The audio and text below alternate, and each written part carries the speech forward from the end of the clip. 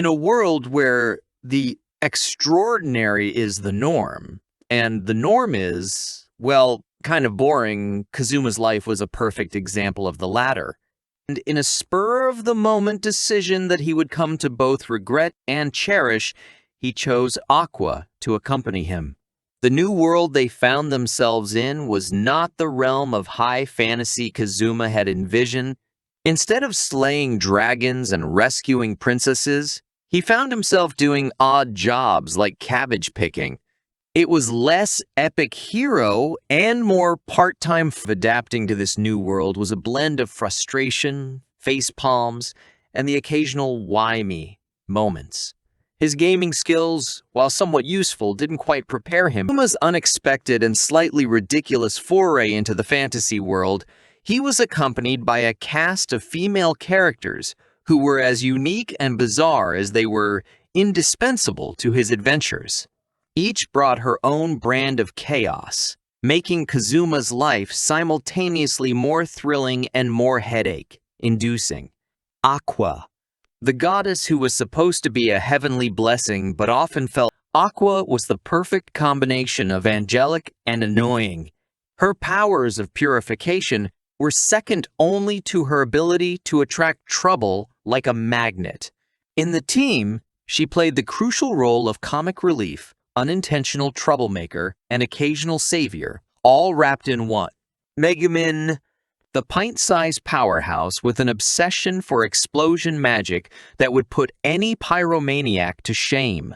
Wearing her witch's hat like a crown, Megumin's daily explosion ritual was non-negotiable, regardless of its impracticality or the fact that it left her as mobile as a log afterward. In combat, her one-shot wonder was the team's secret weapon, as long as nobody expected anything from her post-explosion. Darkness, La Latina. The noble crusader with a penchant for getting into harm's way, not for heroic reasons, but because she kinda liked it. Her battle prowess was as formidable as her bizarre desire to be a damsel in distress. Darkness's armor was as shiny as her masochistic tendencies were shadowy, providing the group with both a reliable defender and a source of never-ending awkward situations. Wiz, the lich-turned-shopkeeper who defied every stereotype about undead sorcerers. Gentle, kind, and a bit clumsy, Wiz was the team's go-to for magical items and awkward conversations about life as a lich. Her friendship with Kazuma was a mix of magical insights and how to run a retail business 101, proving that even in a fantasy world, retail is universal. Eris, the goddess of fortune, whose appearances in Kazuma's life were as fleeting as they were impactful. Eris brought a touch of grace and calm to the otherwise chaotic life Kazuma led. Her serene demeanor and occasional life-saving interventions were a reminder that not all deities were as high maintenance as Aqua. Together, these women turned Kazuma's adventure into a roller coaster of emotions, antics, and the odd life-threatening situation. They were the perfect blend of power, peculiarity, and personality, making every day an unpredictable adventure and leaving Kazuma wondering what strange twist his life would take next. In this fantastical world, they weren't just his companions. They were the source of his greatest trials, triumphs, and face-palm moments. They're watching a cat trying to herd a very whimsical, very powerful sheep. Kazuma, with his gamer's logic and a knack for practicality, our partnership, they found a strange rhythm. Aqua's ability to turn the most mundane task into a fiasco was matched only by Kazuma's growing talent for cleaning up her messes. Key moments in their shared story often teetered between disaster and hilarity. Take, for example, their encounter with a group of giant frogs. What should have been a straightforward battle turned into a slapstick routine with Aqua as the unwilling star, providing both a problem and a solution in her unique, chaotic way. Kazuma's role as the straight man to Aqua's clueless deity routine became a central part of their relationship.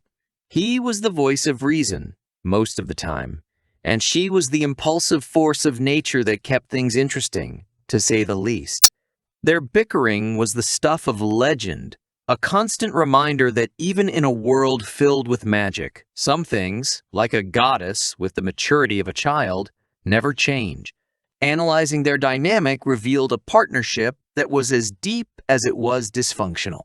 Aqua, for all her divine might, was often the source of their troubles, while Kazuma, the supposed ordinary human, frequently turned out to be the real hero, albeit a grumbling one.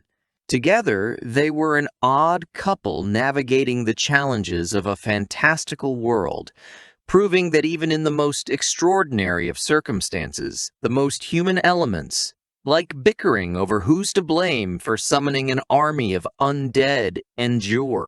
In the kaleidoscope of peculiar relationships that Kazuma formed in the fantasy world, his friendship with Wiz stood out like a sore thumb, a very magical and occasionally clumsy sore thumb. Wiz, a former leash who decided the undead life was overrated and opted for a more peaceful career in retail, was a bundle of contradictions that baffled and amused Kazuma in equal measure. Their first meeting was less epic battle against an undead sorcerer and more awkward introduction at a magic item clearance sale. Wiz, with her gentle aura and a habit of knocking things over with her sorcerer's sleeves, was as far from the terrifying leash stereotype as one could get. She was more likely to offer you a discount on a cursed ring than to unleash a horde of zombies. The dynamic between Kazuma and Wiz was an odd mix of magical consultancy and customer service. Kazuma found in Wiz not just a source of magical items and advice, but also a peek into the complexities of being a lich-turned-shopkeeper.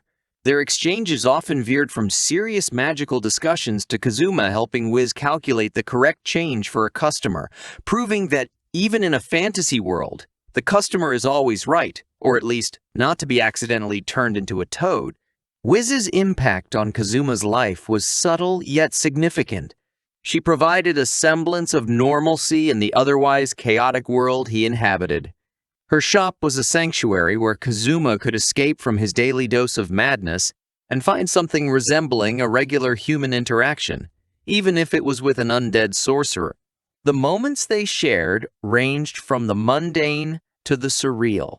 Whether it was discussing the best way to ward off a ghost or how to organize a discount sale for magic wands, Wiz brought a unique perspective to Kazuma's life. Her calm demeanor and unintentional clumsiness were a refreshing change from the high-energy antics of his other companions. In summary, Wiz's presence in the story added a layer of calm to the storm that was Kazuma's life. Their relationship was a testament to the fact that, in a world filled with dragons, gods, and explosion-obsessed mages, sometimes the most extraordinary friendships are the ones that revolve around the simple things, like running a magic shop without accidentally setting it on fire. Wiz was more than a former lich to Kazuma. She was a reminder that normalcy can be found in the most unexpected of places, even if normal in this case meant a shop run by a friendly undead sorcerer. In the grand circus that was Kazuma's life in the fantasy world, darkness played the role of the noble knight with a twist. Imagine a knight who's as thrilled to take a hit as a kid in a candy store. From their first encounter, it was clear that Darkness wasn't your run of the Mill Crusader. She was a walking contradiction, wrapped in a suit of armor with a side of masochistic glee. Darkness, or La Latina if you fancy, was like the heroic lead of a play who forgot her lines and improvised with gusto.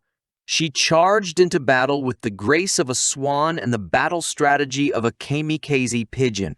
Her bravery was unquestionable, her battle skills commendable, and her desire to be in peril, well, that was just plain weird. Kazuma quickly learned that having Darkness in the party was like having a tank in the game, if the tank was overly enthusiastic about getting dense. Their dynamic was an amusing blend of Kazuma's pragmatism and Darkness's peculiar brand of chivalry. Where Kazuma was the voice of reason, Darkness was the echo of chaos, often volunteering for the most dangerous tasks with a disturbing sparkle in her eye. Kazuma, ever the reluctant leader, found himself in the strange position of trying to keep darkness out of trouble, which was akin to trying to stop a moth from diving into a flame. Key moments in their relationship were as hilarious as they were harrowing. Take, for example, the time when they faced a particularly fearsome enemy, and Darkness's idea of strategy was to stand in front of it and grin. It was during these moments that Kazuma's tactical skill, analyzing their dynamic, revealed a relationship that was as complex as it was comedic. Darkness brought to the table, or battlefield, a mix of unwavering courage and bizarre tendencies, while Kazuma provided the much-needed common sense most of the time. Together, they were like a comedy duo where one was setting up the punchline and the other was eagerly waiting to deliver it, usually in the form of a flying mace to the face of an enemy. In summary, the partnership between Kazuma and Darkness was a spectacle of bravery and absurdity. It was a constant tug-of-war between caution and thrill-seeking, with Kazuma trying to rein in Darkness's enthusiasm for peril. In this duo, Kazuma found not just a reliable defender in battles, but also a source of endless bewilderment and, oddly enough, inspiration in the face of the fantastical world they were navigating. In the grand, unpredictable adventure of Kazuma's life, Megumin burst onto the scene like a firework, loud, bright, and obsessed with explosions. This petite, cape-wearing, staff-wielding arch-wizard of the Crimson Demon Clan brought a level of pyrotechnics to the team that would put a rock concert's finale to shame. From their first explosive encounter, it was clear that Megumin was no ordinary magician. Her dedication to explosion magic was a mix of awe, inspiring, and facepalm-inducing. She had the magical equivalent of tunnel vision. All explosions, all the time. This one, spell, a day limitation, didn't deter her. If anything, it made her more determined to make that one spell count. Kazuma quickly learned that life with Megumin was a constant countdown to the next big bang. Their friendship developed amidst a series of booms and blasts. Kazuma, initially bemused by Megumin's single-minded pursuit of explosive glory, soon found himself drawn into her world of pyrotechnic passion. He became the reliable, if reluctant, assistant to her daily explosion practice, often wondering how his life had led to this point of being a sidekick to a mini-mage with a penchant for destruction. The impact of Megumin on Kazuma's life was both literal and metaphorical. Her explosions often saved the day in battles, creating a spectacle of destruction that left enemies, and sometimes allies, in awe. Yet, post-explosion, she became as useful as a chocolate teapot, leaving Kazuma to carry her home in what had become an oddly endearing routine. Key moments in their adventures often revolved around Megumin's explosive talent. From taking down a castle to accidentally blasting away important landmarks, each incident was a story in itself.